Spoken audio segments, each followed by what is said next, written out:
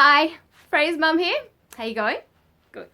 This video is about colour work, and these little tips, hacks, whatever you want to call them, will actually be relevant to knitting or crochet. Yay!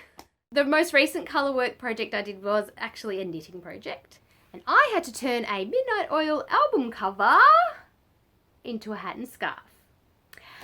In order to do that, I decided to use Intarsia, duplicate stitch and embroidery to get the full effect. This is what I created. So the first thing I had to do was create a graph out of the image. I guess my first hack is to let you know that there are online resources available to do that. I used one called stitchfiddle.com. There are plenty of others, however, so not sponsored. My next little hack is to do with working from the graphs. You might follow it with a ruler or mark things off as you go, but I was given one of these little I don't know, let's call it a guide. It's got a magnet, clamps to the work, and you can move it up and down. I also use a row counter with this and number the rows. This is just graph paper. Once you're working away, I'm sure you're all aware of how messy colour work can become. Bits of yarn everywhere, crisscross, tangle, tangle.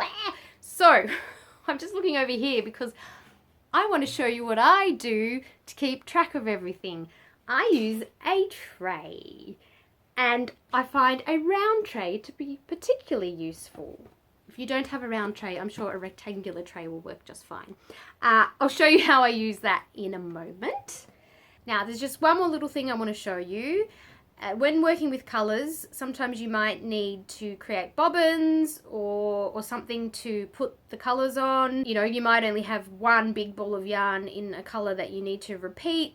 So, you know, you want to create many little bobbins. No bobbins, no worries.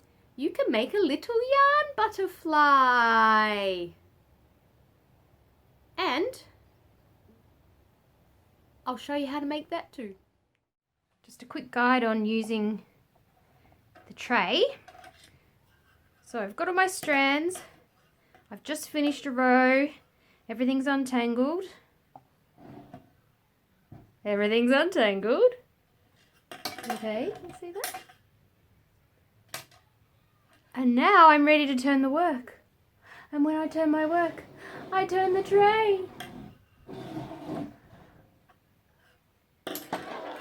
Normally on my lap, but I couldn't get the camera behind the couch. Okay, then you work out where you need your bobbins to go. And when you work along, you just place them in the same order and keep going. And then sometimes you shift the tray. You know, if you're going along here. Pretty nifty. Here is a quick lesson on making a butterfly. Okay, round your thumb like so, and then start weaving around thumb and little finger. Whee! Look how fast I can go!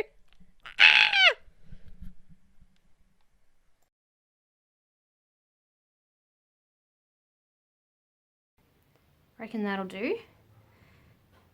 Pulling my thumb and my finger out. There's your little butterfly. Wind it round to secure it. However many. Oh, I don't have any scissors.